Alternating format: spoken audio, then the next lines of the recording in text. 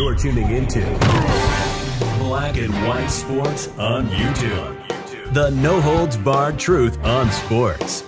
The main event starts now. I am back. Rudrance for Black and White Sports 2. Let's talk about Lamar Jackson. Well, I've got a couple things. Got Albert Breer with a couple of tasty nuggets. Yesterday I did a video where on the Ross Tucker podcast, I remembered after I made the video where I got the source from. Ross Tucker had Jeff Zerbeck from The Athletic on. He is the Ravens writer and covers the Ravens for The Athletic. And he was on the Ross Tucker podcast, and he come out and said, look, Adam Schefter, Chris Mortensen reviewed that contract, that $200 million contract, that Lamar Jackson came out and publicly said he never got offered, even though those two saw the contract. Well, Albert Breer talks about that contract in his latest article, seemingly confirming that that contract exists, or did. This is bad news for Lamar. Again, whoever is advising Lamar, whoever is trying to help him, get the kid an agent. Because millions of dollars are flying off the table at this point. Okay, because it seems the Ravens, that contract offer, that $200 million, they have pulled that offer away from Lamar. It is off the table. At least for now, it's off the table. So it seems Lamar's going backwards here now, truly. And the other thing we're going to talk about is the Ravens GM did come out at a draft luncheon, make some comments. They tried to press him about Lamar, and seemingly he punted. But I'm going to tell you what I did get out of it. There's part of me that has come away from this feeling like the Ravens have moved on in some way. And I'm starting to wonder if the Ravens might not draft a quarterback. I don't know. I saw where the Ravens, and this is something I haven't brought up and I wish I had of, they tried to sign Baker Mayfield. I mean, I didn't bring that up. Oh, and OBJ. But Baker Mayfield, they tried to sign Baker Mayfield as a contingency plan to Lamar Jackson. And, of course, he went to Tampa. So that's something we haven't discussed. But, yeah, that was a thing. He was offered a contract from the Baltimore Ravens. And so now let's get to DeCosta, the GM. He's made these comments, and then we'll get to Albert Breer and those tasty nuggets I was talking about there. Yeah, so I understand. This is comments, direct comments from DeCosta, quotes. Yeah, so I understand the need to ask those kind of questions, talking about Lamar. I think just out of respect for the process, this is a draft luncheon, and we're going to try to keep as much of this discussion as we can to the draft, to the coming weeks, building the best football team we can build. So I understand those questions. I think we've spoken about this situation probably 5 different times this spring in various different press conferences and such. So we're going to just defer those questions and move forward to the draft. DeCosta was asked what his preferred outcome is for where things might stand with Jackson before the first round of the draft, and gave a non-answer. Quote, I think the things that we can control are really getting the list, the draft board set, evaluating players as best as possible, being aware of the players. Free agents are applicable now, post-draft, who are the players that we might have a chance to bring in post-draft that could make us a better football team as well. And then doing the best job we can in terms of recruiting free agents. Our scouts do a phenomenal job. I think our coaches do a phenomenal job at that. And just putting ourselves in a position to win draft weekend. At another point, another reporter began to ask a question mentioning Jackson's name, and a member of the PR staff tried to redirect the inquiry. The question, however, got in as DeCosta was asked if the Ravens are looking at different quarterbacks. You know, I don't think we really are. Okay. We go into every draft trying to take any kind of bias in any kind of need-based situation out of the draft equation. We really do try to build the board that's really the best player available. And so if that's a quarterback, if that's a receiver, corner, offensive tackle, we're going to look at very strong and make the best decision possible. Okay. Now, this is something that a lot of teams do. Let me just click back over here. This is something a lot of teams do. They do try to draft based on best available player. Some teams draft on need. Oh shit, we got a major deficiency. We lost a guy at OT. Let's draft a left tackle. Let's draft a right tackle. But some teams don't do that. If the best player on their board happens to be a cornerback, and they got two of the league's best cornerbacks, they still don't give a shit. They draft the best player on the board if that's who falls to them. And the Ravens tend to be one of those clubs. Now, it's a descendant of Ozzie Newsome, and Ozzie Newsome was all-time great at the general manager's job. And he did recently admit the Deshaun Watson contract was a mess for the Ravens. Let's get to this. This is Albert Breer, and we're going to talk about Lamar here. There's a conclusion we can draw simply from the calendar. If a Lamar Jackson offer sheet was out there to be signed pre-draft, it have been negotiated and signed by now.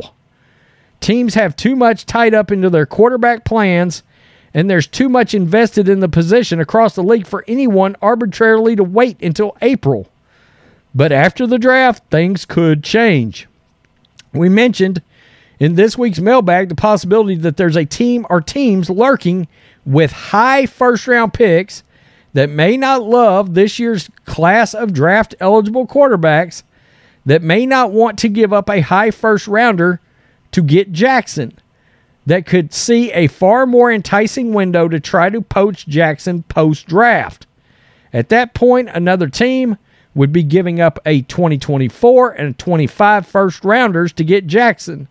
And theoretically, such a team would probably think with Jackson at quarterback, those first-rounders would land somewhere in the 20s, well below where their pick is this year. That makes sense.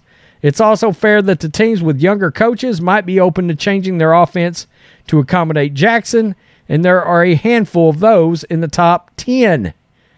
Now, let's get down to this tasty nugget I saw a few minutes ago. Okay, things got ugly last week for sure, with Jackson tweeting his trade request just as John Harbaugh was sitting down for his media session.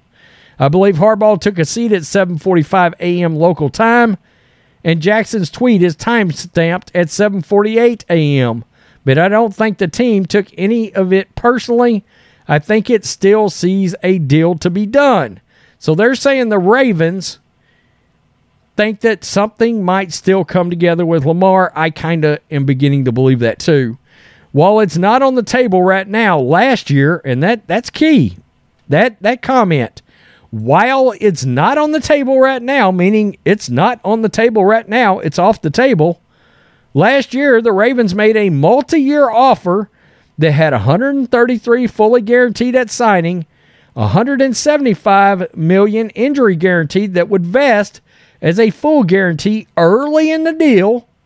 So it had $175 million in total guarantees, and another $25 million. There we are, getting up to the $200 million Adam Schefter was talking about in the fourth year that would become fully guaranteed in the third year. They might also be open to a shorter term, fully guaranteed deal like Kirk Cousins. Obviously, it would be more money, but you get the point. So, couple of takeaways there. One, the Adam Schefter, Chris Mortensen thing, again, as yesterday, was a real contract. Anybody want to ask Lamar why he denied that was a thing he was offered? Because now you got the third one saying, the third or the fourth, well, if you want to count Jeff Zerbick, you got the fourth one saying that contract was real and Lamar denied it. Okay? So, there's that. And then you got DeCosta saying, well, we're worried about our draft board. We're not going to talk about Lamar right now. So, what they're saying is there may be a team in the top 10 that doesn't want to give up a top 10 first-round pick for Lamar. But they would be willing to give up a later-round draft pick next year and the year after, because obviously, if you trade for Lamar, you got to believe that your team's going to be better and that your draft pick for next year is going to drop much lower, and it's going to be like, you're drafting 21 all of a sudden instead of 7, okay? Or you're drafting 26 instead of 3, all right? And they're more comfortable giving up a 21 or 23rd rather than a 3 or a 7. You get the point, right? You think you're going to improve with Lamar. I think that's up for debate, depending on who your coach is. Shane Steichen and the Colts, it does make sense. That does make sense. Now, DeCosta, we're not worried about other quarterback options. Well, we just talked about that. That's bullshit. They tried to sign Baker Mayfield.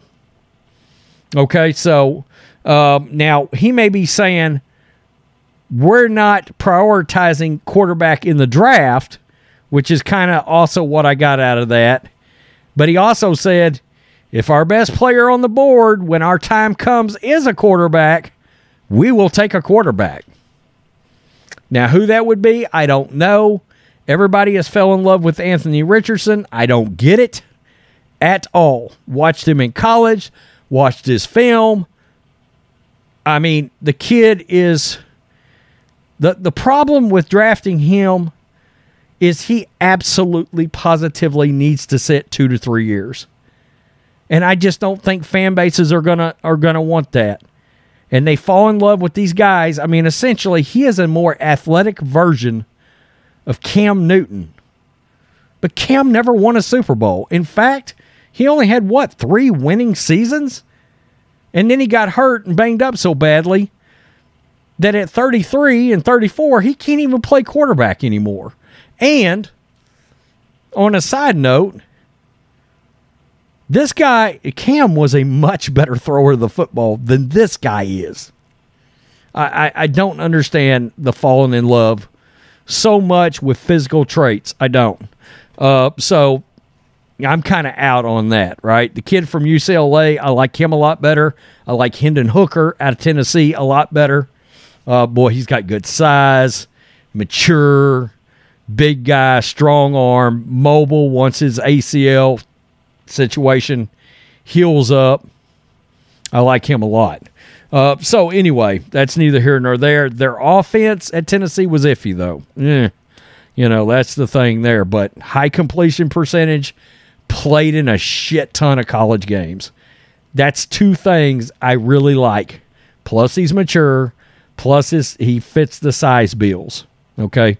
So Chris Sims is real high on Hendon Hooker, too. And the kid out of UCLA, in fact. He thinks the UCLA kid is Dorian Thompson. He believes he ought to be a first-round pick. I don't know about that, but would I draft him before Anthony Richardson? Yeah, absolutely I would. I mean, I'm so confused. I mean, I feel like, Anthony Richardson 10 years ago would have been a 6th-round pick, a 5th-round pick. I'm just like, look what happened with Malik Willis. I don't know if that kid will ever play in the NFL. I know they tried to play him last year, this, that, and the other. I don't know if that's going to work out. Trey Lance, not working out. I still think, part of me thinks the Bears are absolutely insane for not taking Bryce Young. But it is what it is now, I guess. Tell me what you think, Black and White Sports 2 supporters. Peace. I'm out. Till next time. Thanks for watching the show. Be sure to like, comment, and subscribe. Be sure to tune in next time on Black and White Sports.